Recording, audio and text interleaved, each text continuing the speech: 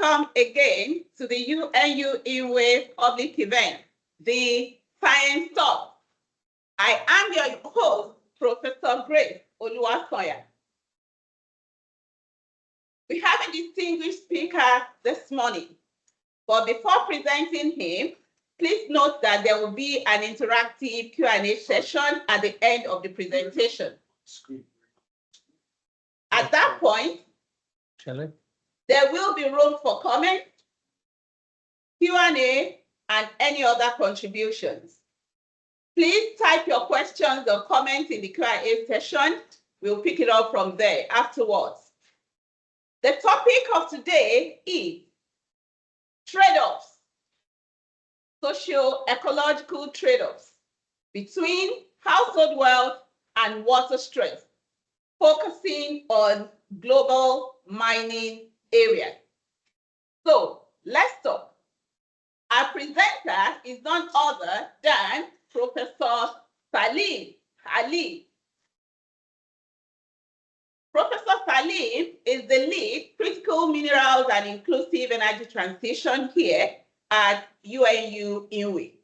He's also a professor of energy and the environment at the University of Delaware, USA.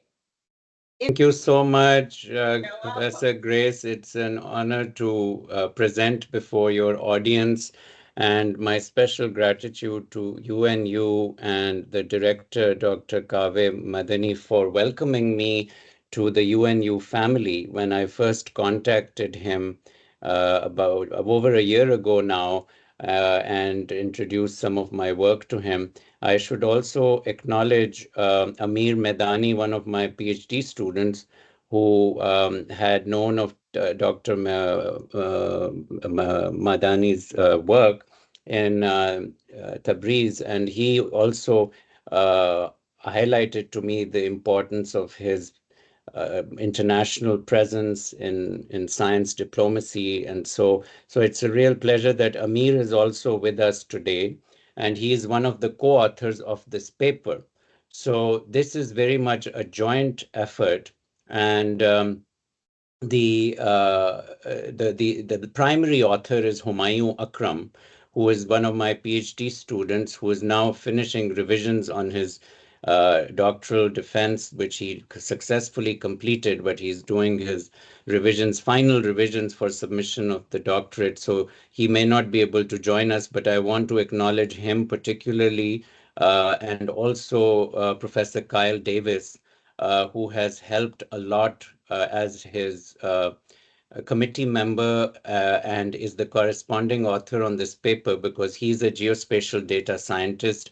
And this paper has so many different methods used that we couldn't have done this without that level of integration that a geospatial data scientist can provide. So, and then finally, also our third PhD student who is a co-author is Bakhtiar Mahboob Khan, who also works closely with Dr. Davis. He's originally from Bangladesh and is now midway with his doctorate. So this is a team effort. I'm also presenting this paper in the true spirit of a science webinar or seminar, where we want to get ideas as this work is in progress. The paper is finished and it was submitted to Nature, but it's going to go through peer review. And the good news is that it was sent by the Nature editors for peer review, which is itself a big deal, because only about 15% of submissions to Nature even get sent for peer review. So it is right now going through peer review, and I'm sure we will get lots of comments, and we would welcome your comments too, because then that can make this a better product. So this is very much, science in action. It's the first time I'm presenting it. So it is really not recycled material. It is original first-time presentation for UNU to give the due respect that UNU deserves. And when Grace asked me to present a seminar, I thought of what I could present, and this is the paper which I felt has the closest linkages to INWEH and also my role as lead for critical minerals to help galvanize ideas that we can hopefully build into new projects with the UNU-INWEH. All right, so let's start off then. Basically, the methods we have used are the two broad quantitative methods that have been used are geospatial analysis, where we looked at data using large data sets, which I will share with you in a moment. And we were focusing on where mines are located and also indices of water scarcity and household wealth. And we use geographic information systems techniques to then analyze them. And mines, of course, are located where you have the minerals. So you have much less choice over where you can situate a mine. It's not like a factory where you can decide with much greater flexibility where someone is giving you a tax incentive and you go and put the factory there. With minerals, you have to put them where the economic geology will allow it to be situated.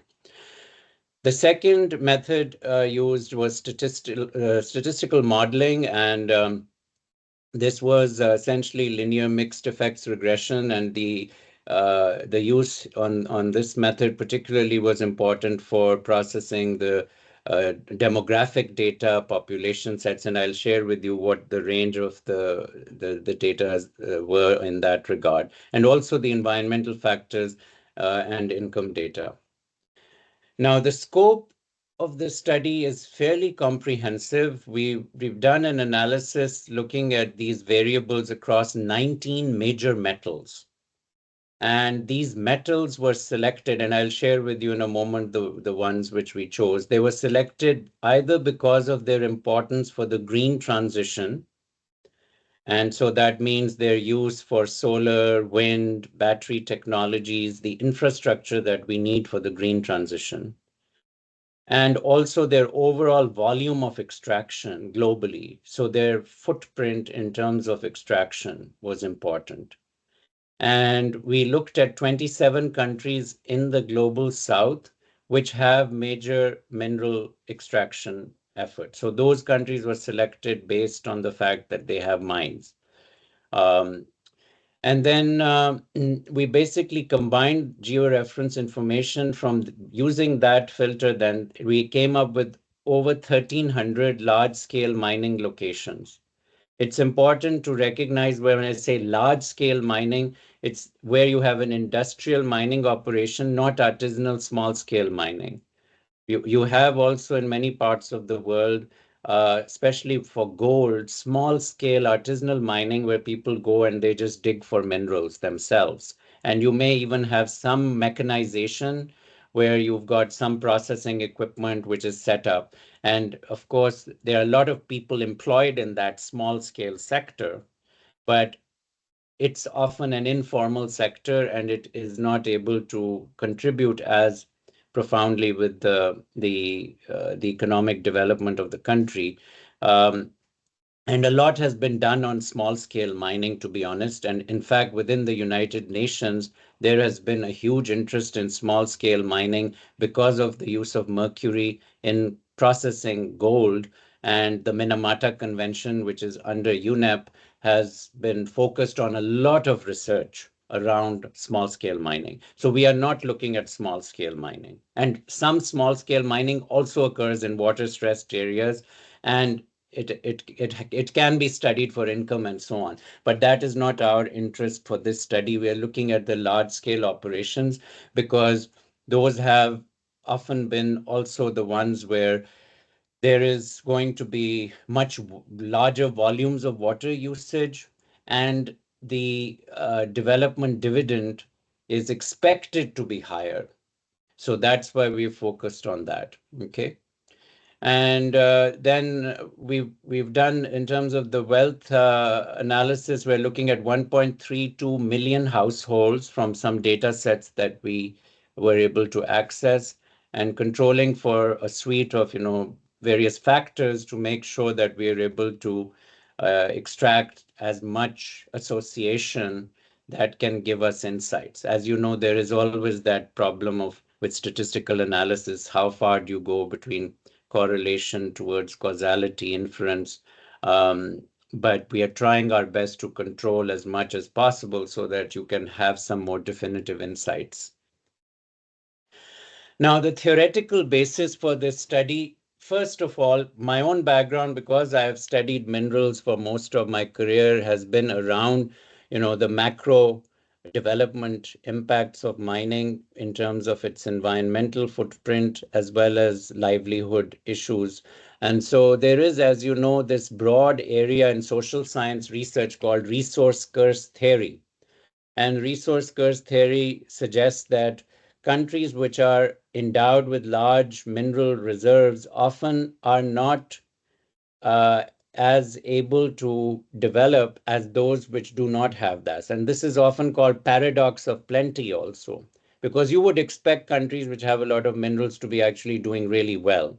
But you have cases like Venezuela, you have cases like Democratic Republic of Congo, where despite enormous wealth, you have not seen the consequential development footprint you would have expected. And in some cases, you also get very negative outcomes in terms of internal conflict and governance failures and so on. So that is what resource curse theory is. But we feel that resource curse theory is very broad and not useful, really, in terms of specific development prescriptions. Because if you start off with this perspective, you often miss the trees for the forest. You have some bad cases which dominate, but you can also try to figure out which cases have actually done better. And so this is among a panoply of other research that me and my students have done in the past, which have questioned the resource curse theory by looking at a higher level of detail to understand where things work and where they don't work. Okay, so that's one of the starting points of the analysis is that you shouldn't come in with this determinism that, oh, if you have minerals, there's things are going to go wrong. Yes, they can go wrong, but they can go right if you plan effectively as well. The other area of theoretical basis for this is what we call the social construction of science, which is that, how science can be utilized. And this was not used as much in this paper, but some of the other papers that are coming out of Humayun Akram's dissertation, the lead author for this paper, this has been very important. And this I suggested to him because of one of my mentors when I was doing my PhD at MIT.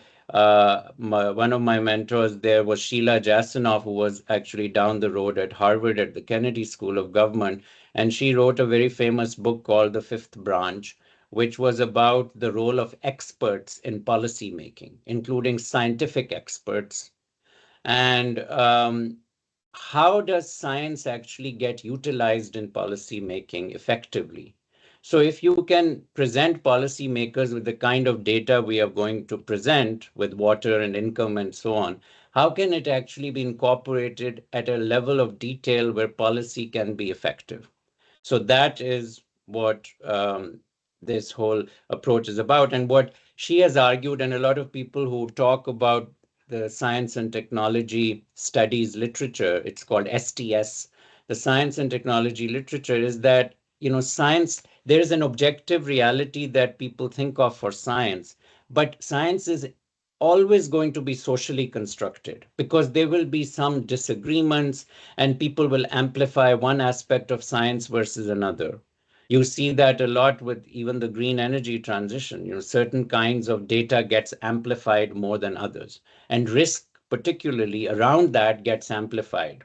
And in geography, which is my department base, we have a whole literature on what we call the social amplification of risk, with people like Roger Kasperson, who was a member of the National Academy of Sciences, brilliant geographer, who studied this phenomenon, the social amplification of risk in terms of environmental policy, particularly. And then finally, there is connection to also game theory, trust theory. And this is more so in another one of Humayun's papers, also for his doctorate, where he then did an experimental economic analysis, looking at how people respond to fears about mining.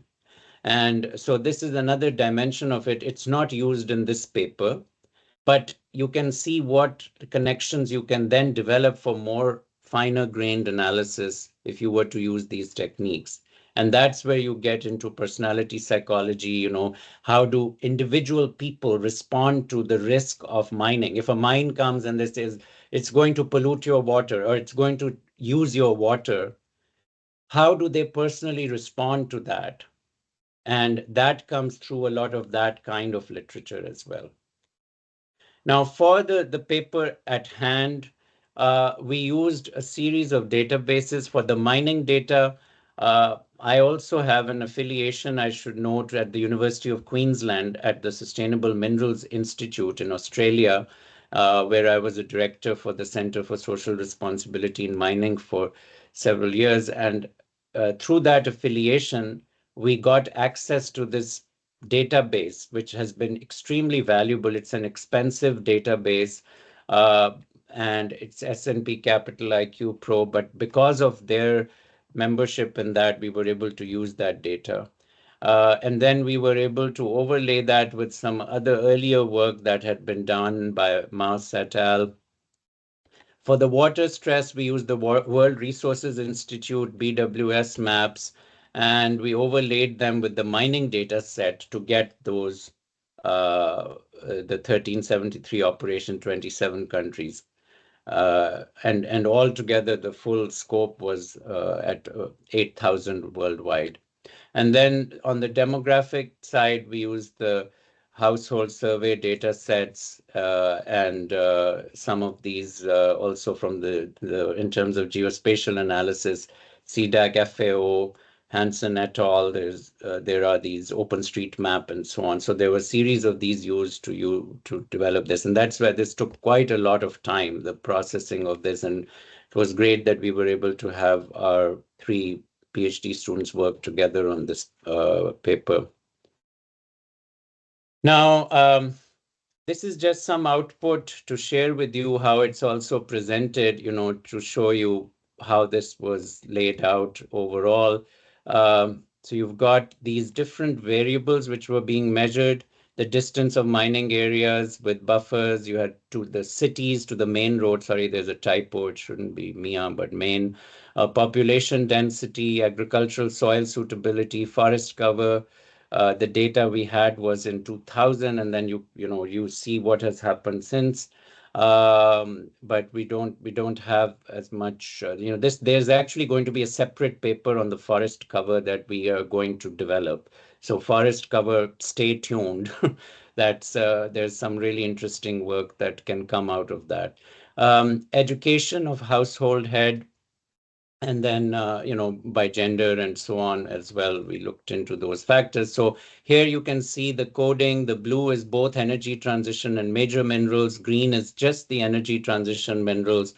And the maroon is the major minerals and some others also, which we were looking at. And so this is what, if you look at a Google Earth image, what it would look like in terms of there's the town, there's the mine, and we're, doing the analysis at that level. Now, the results, these are the countries here that are important in terms of the data presentation and with the mine. So here on the y-axis, you have the wealth coefficient for distance to the nearest mine, and here we have the countries, and you get some of these interesting findings where the countries have actually been able to do well compared to some of these other factors in terms of what is going on. And then you've got, just in terms of showing you those outliers, we will do further analysis of that. And that's actually going to be future work, which I'll talk about in a moment that we can do. These are the minerals which were studied. Just to give you a quick primer for those of you who are not as familiar with mining, you've got molybdenum is used in the steel industry a lot, very important. And this is showing you the blue water stress index. So basically, arid conditions are yellow, and low is basically where things are okay. So for cobalt, for example, it's mostly mined. More than 70% of cobalt by some measures is mined in the Democratic Republic of the Congo. That is not a water scarce area. You have the Congo River, you've got plenty of other systems. So, the water stress is not so bad. But in other cases, you have, anywhere where you have the yellow and the green, it is definitely so. So molybdenum, uranium is in very water scarce areas. Uranium, this U3O8 is triuranium octoxide, which is yellow cake. People get confused with this. It's not the atomic number that we're talking about. It's not that. It's basically the chemical formula. So U3O8, uranium oxide. Um, and so because of, especially like Namibia is a major source of uranium, Kazakhstan, so those are water scarce areas. And so that's what ends up here.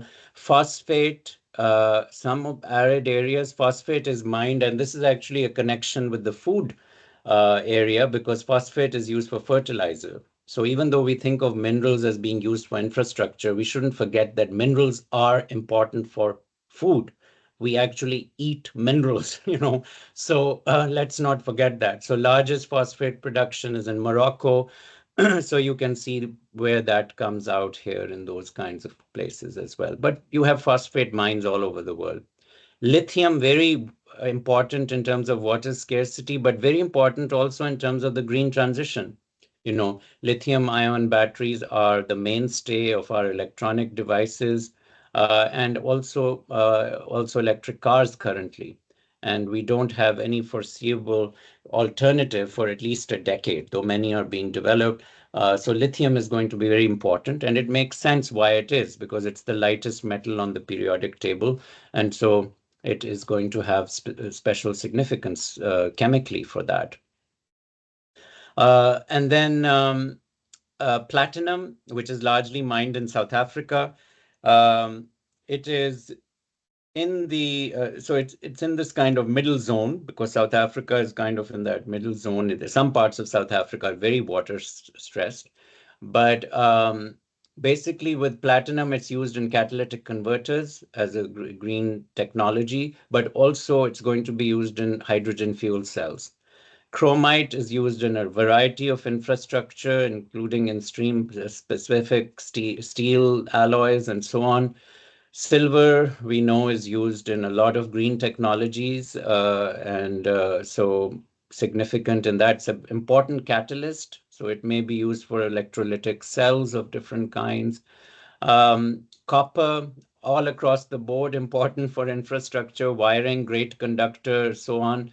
So that's a big one in terms of volume. Same with iron ore, of course. Bauxite is the ore for aluminum or aluminium, depending on which side of the Atlantic you're on. Huge industry interface, and a metal of great interest to me. I just wrote a whole book on aluminum recently called Soil to Foil, if you're interested. Manganese used in batteries. Electrodes, very important for the major electrodes for electric car batteries currently. And also a metal of great contention in terms of whether we mine it in the ocean or we mine it on land, because the largest manganese reserves are in polymetallic nodules in the deep sea, and the International Seabed Authority under the UN has been looking into mining those, which has become a huge environmental conflict. But manganese is mined on land also in South Africa. Gabon is a big producer. Um, the lanthanides are the rare earth metals. These are used particularly in magnets for wind turbines of different kinds. The lanthanides, if you look at the periodic table, and as Grace was saying, my first degree actually was in chemistry. So I love going into these details, goes back to my first academic love, which was the periodic table, as I often say. So the lanthanides are those, it's the top row at the bottom of the periodic table. You have those two rows, which are the transuranic elements. They call them very heavy, often radioactive metals. But those like neodymium, praseodymium, those are the ones which end up being used in these magnets, because high performance magnets you need for these motors for efficient turbines. So, and this is where China has a lot of dominance, and that's become a big geopolitical flashpoint. So, and so, yeah, that's another reason why this is significant as to where we situate the mines. If we open new mines, this is where the geopolitical aspect comes in. We will, if we are focused so much on trying to de-risk from one country and we try to open new mines, we have to keep in mind that that will have an environmental footprint. You may end up opening the mine in a water scarce area, or you may end up having issues in terms of other livelihoods. So existing brownfield locations for mines may end up being better in that case, if we use this analysis as a means of considering those geopolitical decisions. Lead is used still in lead acid batteries, believe it or not. That technology is so important, and that also shows in many cases the limits of innovation. You can't always innovate. You sometimes have to go with the chemistry. And in the case of the lead acid battery, the chemistry has been so favorable, we have not really found a good alternative to lead. And it's also used in certain alloys and so on. And of course, people would say for all electric cars, you don't need a lead acid battery. Yes, but for hybrid cars, you still do because of the ignition part, right? And in zinc, we use it for a vast number of alloys. It's also an important mineral for our metabolism. We use it in vitamins. And then coal, we all know, of course, in terms of fuel. Diamonds is not significant in volume, but very significant in value, and has been transformative for countries like Botswana in terms of its development impact. And then graphite is not a metal. It's, of course, a form of carbon, but it's used in electrodes for batteries of various kinds. And then there are variations of graphite and other allotropes of carbon, which may be in the future, like graphene, used for a huge range of material manufacturing. Okay, and then cobalt is used for electric car batteries. So that's the range of the materials we have used. And so you can see that this is the kind of trend we see with reference to, and this was organized in terms of that level of the range of stress that we are encountering. So results then, to summarize, just in terms of these are just the, in terms of the variables that were studied and the changes that we saw, small but significant, and in terms of rural wealth, but still, and I don't have time to go into this in much detail, but it's essentially just showing you that the analysis was done in this form.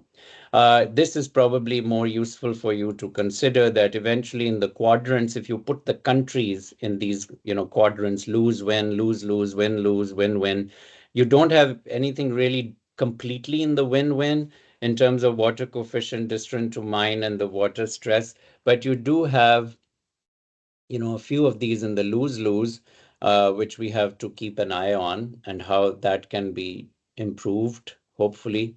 And so that will be the main thrust in terms of some of these United Nations efforts, like the Secretary General has just established a new board on critical energy transition minerals, a panel, I should say, not a board. It's got a 2-year mission currently, and I just actually had a call with the co-chair of that panel, who's the Director General of the EU's energy division, and so I'm hopeful that some of these insights will make their way into these new networks that are emerging with reference to international high-level policy decisions.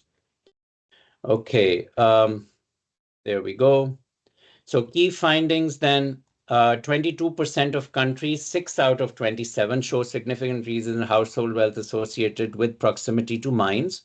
So, that's something that challenges the resource curse, right? It shows that you can have some level of increase. It's not a complete win-win, but it is that you can see some associated with proximity. But then you also have the water stress issue, which we have to consider. Further, if we look at it, depending on the focus of the mineral, from the data sets of the 8103, we find about 45%, 50% of mine operations are in water scarce regions. And this goes back to my point about the brownfield versus greenfield development, right? And you may be exacerbating the water competition with local communities.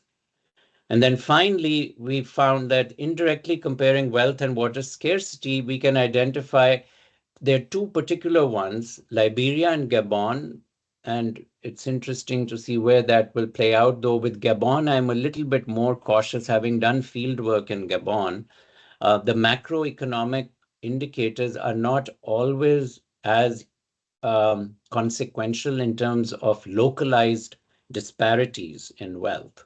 And that's why, as you know, my research is very multi-level. I don't like to just look at the big statistical regressions and all that. I like to go into the field, as Grace was saying, with my explorer hat and try to see what's actually happening on the ground, because you do sometimes miss the trees for the forest. And so the macroeconomic indicators for Gabon are very good, because it's got a small population and it has had a large overall economic profile because of minerals, more oil and gas, but also metals like manganese. But it may not always translate to poverty alleviation in localized areas, especially rural areas. So you have to sometimes do a higher level of analysis. And of course, Liberia, compared to where it was starting from after the end of the Civil War, there's always this kind of a factor where you get a sudden development increase after a war ends, and you have to think through how much of that is going to be lasting and will actually lift it into a much higher level of development than just recovering from the war itself. But you have the lose-lose proposition, Armenia, Dominican Republic, India. These are significant countries, Kyrgyzstan, Philippines, South Africa, where the wealth benefits and the water, if you compare them collectively, they are not really giving you that development impact at the local level that you would want. So there, one can say they are unrealized household wealth benefits that could be harnessed. Let's think of it positively, how we could do that. So summary, in majority of countries studied and communities are not benefiting economically from mining, but still 6 out of 27 are doing better in some ways. So we can keep that. Almost half of studied mining operations occur in water-stressed areas. Communities in water-stressed areas are not benefiting as much as expected. Implications, further attention is needed in policy, focusing on this water stress nexus with mining and recognizing that there is a zero-sum game, meaning that in order for one person to use water, the other person has to lose water. That's what a zero-sum game is. And if we have that in terms of other factors like conservation and efficiency already taken into account, then we need to have a much more careful analysis of the opportunity cost of what the second point of what that water could be used for in terms of development dividends. And so the natural capital aspects of that water, whether it's for ecosystem service provision or whether it is being used in a way that is actually to give better at giving development dividends. It could be for certain kinds of cash crops, or it could be some other important industrial use, which is not mining. And that has to be considered. And the same is true of energy too, by the way. You could do a similar analysis for energy. All right. Now I just end with, it's one of my favorite poems, and I thought I'd end on a happier note with some also ideas for what the new office at UNWEH in Richmond Hills might want to put as artwork. And I thought maybe this is a nice poem to end with by a great ecological economist, Kenneth Boulding, who wrote this poem about water. And I think this paper really exemplifies this aspect of water. And as the UN's think tank on water, you might consider framing this poem and putting it in your office. But especially the red part, I'd say, is really significant. You know, water is far from a simple commodity. Water is a sociological oddity. It leads to these kinds of strange outcomes. And then the part there with, because water has been studied and practiced so much by engineers, I've put that in. Water is frightening, water is endearing, water is a lot more than mere engineering, right? Which is a tendency which we have a lot of times with people who study water, that they think of it as an engineering problem. So studies of water, though free from aridity, are apt to produce a good deal of turbidity. All right. Thank you so much, and happy to take questions now.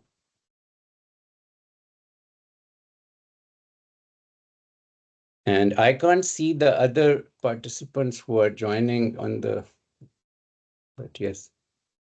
All right, there we are. Okay. Wow, let me add one more to your list, starting from there. I would say water is life. And if you fight with water, you're actually fighting with your own life, so to speak. So on that note, Professor Saleem Ali, thank you so much for detailed presentation and quite a deep insight into what we're doing and really understanding the trade-offs between household wealth and water stress. I'll kick off the question session. I'm always interested in the so what of any study. In other words, okay, we've gone through this scientific rigor. For what? The first thing that jumped out to me is the use of all the 19, minerals. Mm-hmm. Let me pick on lead. Yes. From your analysis, is now very important in hybrid cars. And hybrid cars is an example of the new norm. If the whole world, what is being proposed has anything to go by, so they're expecting us to drop, carbon high devices to, a more sustainable one. And hybrid car is one of those future technologies that, in fact, my director uses one of the hybrid cars. So we're saying that lead is going to be increasingly important going forward. And yet, we can now bring it versus water scarcity and things like that.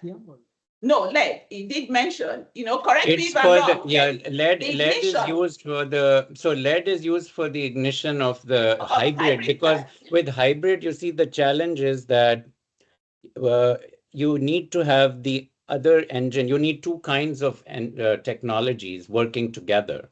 So for the electric part, you don't need the lead battery. You use the lithium ion battery. But because you have to switch to the other internal combustion engine also, you need to have, for that, you need to have a fast ignition. And that ignition, you need the lead acid battery for that. And so that's why hybrid is a little trickier. But the hybrid is more attractive in some ways than electric for upscaling, because a lot of people are still, we don't have enough infrastructure for charging complete electric cars. So the hybrid becomes more attractive then, because you are able to have that in the transition. So I think hybrids will be important. Plus, there is also some research which is showing that if you really move to full electric cars, because the volume of lithium needed for full electric cars is so huge that it will not be realistic to have them in the timeline that we have set out. So we would need to have also more hybrids in that regard. But yes, so you're absolutely right in that. So you were asking in terms of what led me to... So how can we keep balancing this?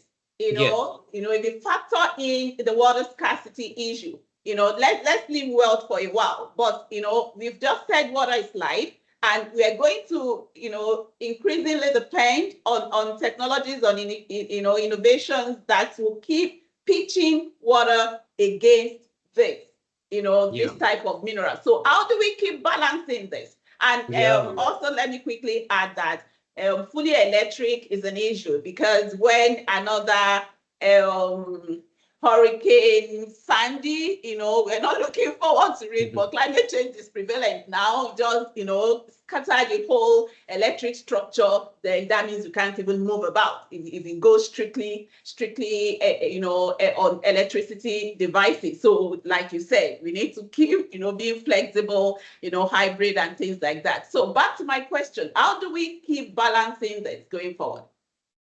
Yes, that's a great question, in terms of optimization, and, that in overall, it's in system science, that is the area that deserves much more attention. And one of my other books, which is titled Earthly Order, is focused on that kind of system science optimization efforts, where you need to figure out what is that sweet spot between having some particular resource being upscaled for use versus its problems and deleterious impact. So what I would say you need is good industrial ecology tools. And one of the things that I suggest to governments is they need to use life cycle analysis much more effectively, which is a very powerful tool.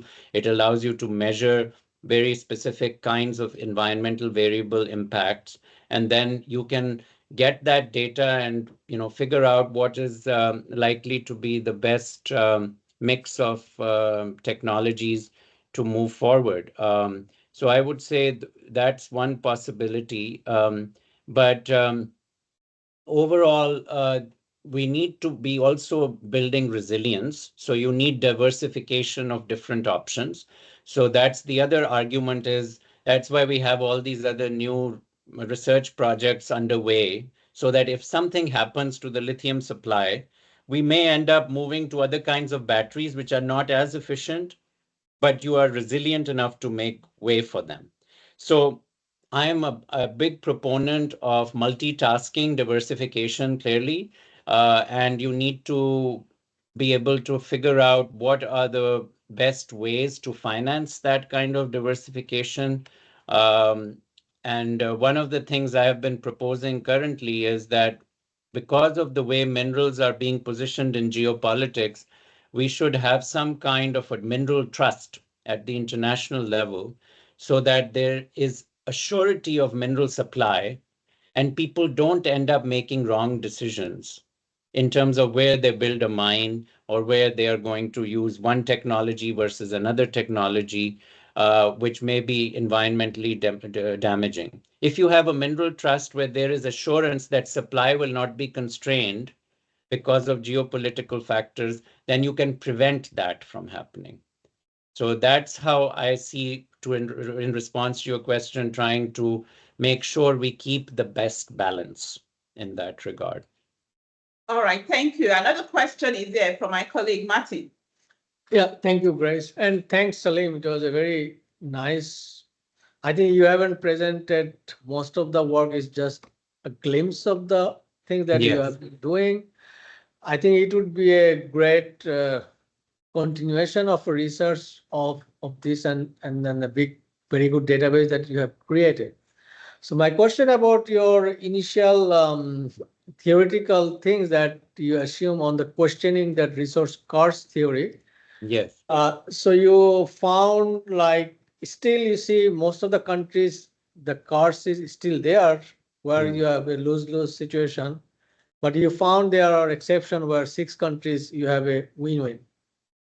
So what are the factors that played in those 6 countries that would be considered to challenge that curse? Thank you. Yes, yeah, absolutely. And so that will be a future paper that we will hopefully develop on those specific countries and analyzing the policies. But there are some hypotheses which go with that.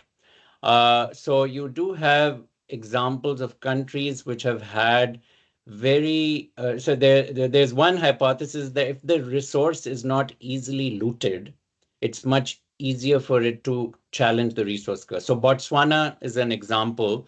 In the case of Botswana, you've got diamonds at the industrial level, not at the artisanal level. That's what makes Botswana different from Sierra Leone. But Sierra Leone, a lot of the diamonds were artisanal, and so it was very easy to loot them, to steal them. If you have industrial diamonds, you are basically like no one, when you go into a kimberlite pipe, which is where the diamond deposits are, someone can't just go and dig out the diamond and steal it. It has to be processed, it has to go through. So with that, it's more difficult to loot it. And so you have been able to use the diamonds more effectively for development dividends in that case. There are other factors with Botswana that are noted. The other hypothesis is of course, the government stability has been much greater. Now, then that asks, why was it more stable? Well, it's a smaller population country, much more homogeneous demographic. That leads to it being more stable in that way. So those are some. There are, with the Mauritania, for example, that is an interesting one. I think it deserves much greater study. Some would say the hypothesis is that there's this kind of securitized state that has been able to much more effectively manage the resource, but it has a drawback. You don't have complete democratic institutions and so on that you would want, but there are cases where you can more efficiently manage the resource in that sense through a more securitized state apparatus. And that's where also going back to Grace's point, where is that balance also in the governance side? Because there is a case for, in the case of America, for example, we are talking about a country which really values democratic institutions. And one of the reasons why the rare earth mine in California closed, it used to be in the 1980s, the largest rare earth mine in the world was not in China, it was in America, and it was in California. It's called the Mountain Pass mine, and it's not very far from Las Vegas near the border with Nevada. That closed because there was a lot of local opposition to it, and there were concerns about endangered species and other resource concerns, and it was just not economical enough to run it in the same way. And so that's when China was able to build its own capacity much more after the 1980s. So it was a trade-off. It was like, okay, in our case, we value these kinds of decision-making procedures, but that has a cost because then the mineral is not going to be mined here. And just last year, this happened that, President Biden and President Trump both actually have had the same policy in terms of making sure there is de-risking from external mineral sources. And they've been trying to develop new executive orders to implement around domestic mineral production.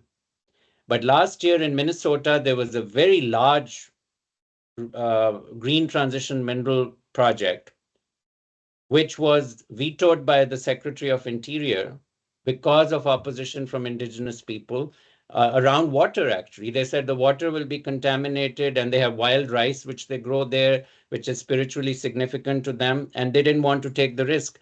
And we have the first Native American Secretary of Interior in US history, which is wonderful. But she made that decision. She said, even though other aspects of the project are promising, I'm not going to give a permit for it. So you have those trade-offs also. It's the same kind of situation. Thank you. Okay, one more thing from me before I give the floor to my director. I'm just wondering if there is one thing, based on the knowledge you've gathered and the experiences you've gathered on this, if there is one thing that you want to pay attention to leverage mining, wealth, and water for the local community, what will it be? I think we have a lot of low-hanging fruit. Conservation is key. We still have a lot of wastage of water. And so I think first step would be in those cases where we still have a lose proposition, we need to focus on understanding if there are losses of water and more efficient mechanisms of using water that could be a way to prevent this. So there are ways in which, you could have you can expand the pie, so to speak, where it doesn't become a zero-sum game. So one example is in Chile, they have found a way to use salt water to process their minerals. So they bring, because some of the Chilean mines are in the Atacama Desert, the driest place in the world. And so basically, where do you get the water there? They've figured out, instead of using fresh water, they have been able to change the equipment. It's a bit tricky because salt water is corrosive. But they were able to figure out a way to use salt water to process the minerals. So they get the water from the Pacific Ocean and they use that. So you expand the pie, that way, rather than it being a zero-sum game. You have a larger sum, and you don't need to desalinate the water. You just use the salt water. So then you're not competing with like desalinated water for commercial uses or domestic uses. So those are the ways in which we could think about first step to try and help in that way, Grace. Okay, thank you. Okay, Imelda. Yeah. So mining produces byproducts which are really harmful to the surrounding water in the environment. They're often they often have like this tailings pond which stays there and affects the whole community. Now, these tailing ponds really do not resolve any of the problem of of addressing the disposal of these mining byproducts. So I wanted to know whether your research does cover any of this, in developing policies that can sustainably help in addressing the issue of mining byproducts disposal. Yes, certainly. Thank you. Yeah. So, this is the tailings problem with mining has led to even an international mechanism to try and have regulation of tailings. 2 years ago, the UN Environment Program and the International Council of Mining and Metals, they had a special working group that focused on tailings and coming up with guidelines on how to manage tailings, because this happened after the two disasters in Brazil where you had the tailings dams that burst. And I visited both of those sites and met with the communities. It was an awful situation. So there are two parts to tailings. One is the stability of the tailings themselves. One reason why the tailings dams become dangerous is because they have too much water in them. They're like, they're slurries. And so you have to build a dam to contain them. So there is some research that is being done to try and have more solid tailings. So you don't have, it's less hazardous to store them then, because the danger comes when they're able to flow and they go downstream even more. So that's one. You can have liners to deal with your concern about the metal contamination going into the groundwater. You can have lined tailings facilities. Those are expensive. It's like having a swimming pool with a liner, but you can do it if you are really concerned about certain kinds of aquifers which could be impacted and are going to be used by domestic water consumers. The other part of the tailings question is the win-win that could come from it, which is the tailings, a lot of the old legacy tailings have a lot of minerals still there. And so if we can find a better way to extract minerals from existing tailings dams rather than opening new mines, then the tailings can be a real resource. And, there are places in all over the world, in Southeast Asia, Indonesia, Philippines, others, where you have old tailing sites with new technologies, we could actually extract some of the metals, and rather than opening new mines. And that's one thing that should be prioritized. And there is some investment for that going on a lot in Australia, particularly, and in Canada also. There's a lot of effort actually that's gone into using all kinds of novel techniques, including biotechnology, to extract minerals from tailing sites. There's for selenium, for example, in British Columbia, there was a site. There's a institute at the University of British Columbia that has been working on those kind of biotech approaches. And I had suggested, in fact, to Dr. Madani that the UNU Institute in Caracas, which I had the good fortune of visiting in, or it's a program, not an institute, in NBO, that, what is it called? You know, I can't remember. Biolac, yeah. Biolac, yes. That they be involved in some kind of collaboration in this, because, you know, they have the biotech expertise as well. So the tailings can be a resource in that way, potentially, to mitigate some of those concerns as well. And then you could use the metals more effectively. Okay, thank you. Okay, Professor Ali, I just, you know, and Amir, I wanted to thank you both for your wonderful work. It's, you know, we need more and more research in this space, and it's great to have you lead in this space. And I want to ask you one question to end it, this conversation. Are you worried about a new era of critical minerals imperialism in the world? Critical minerals imperialism? Yes. Yes, yeah, thank you. Yes, Dr. Madani.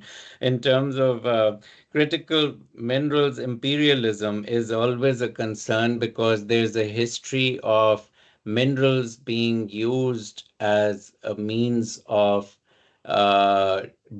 creating geographical dominance and creating empires. You know, we saw that with the Congo, of course, with King Leopold. Basically, it was the minerals of the Congo which led to that terrible period in history. And it was not, in that case, even the one government. It was one entrepreneur, the king. But the Belgian state was not actually pushing that. It was King Leopold's project initially.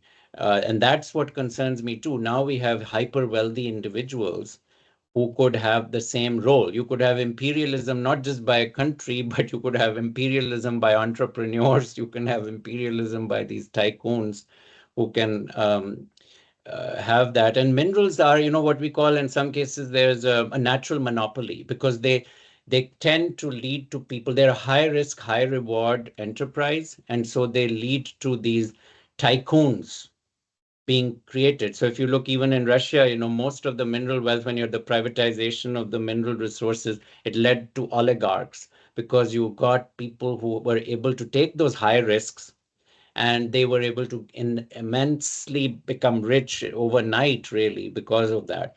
So that is a concern. And what we need to have is a much better process for making sure, especially how state assets are governed around minerals, and also the ownership of mineral projects. Because if you think about minerals as being a national trust or even a planetary trust, that these are, they are basically a natural gift to where you are. You know, you haven't really necessarily worked to have them there.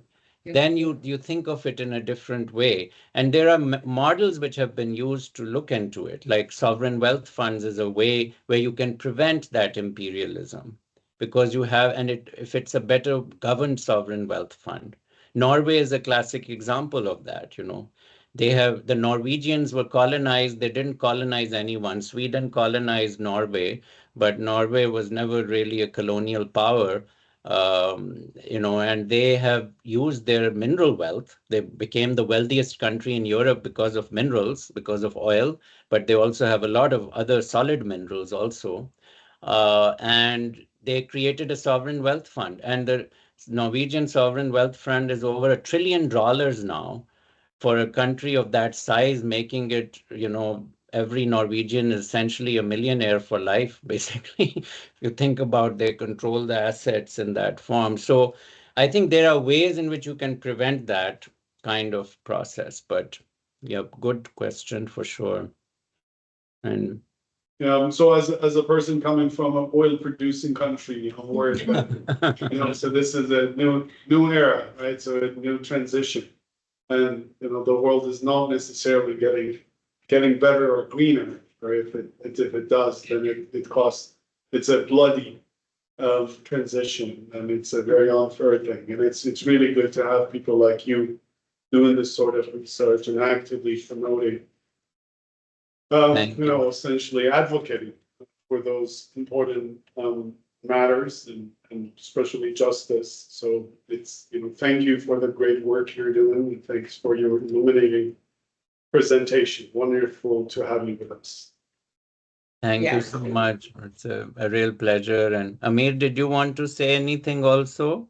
Yes, I was going to say that for the future generation, I will, and hear your voice, Thank you everyone for having us today. This was the great experience for me, and especially combining water stress and mining's and looking at the households situation. I think when times come, we need more of this kind of research with a more multidisciplinary fields. And I think for my field, because I've worked on classic hydrology, I really like to go deep inside of the multidisciplinary aspects of water and the issues that we have currently, as Dr. Madani mentioned. In every region in the world, we encounter many problems. Some regions are dealing with the stresses in water. Some regions are dealing with political issues. Thank you everyone for joining us, and thank you, Dr. Ali, for inviting me on this research. It's a pleasure. And I look forward to joining you in your new office sometime, next visit to Toronto. That'll be so cool. All right, on that note, we've come to the end of this week's UNU-INWEH Pine Talk. Thank you, everyone. Thank you once again on behalf of everyone. See you next week. Thank you.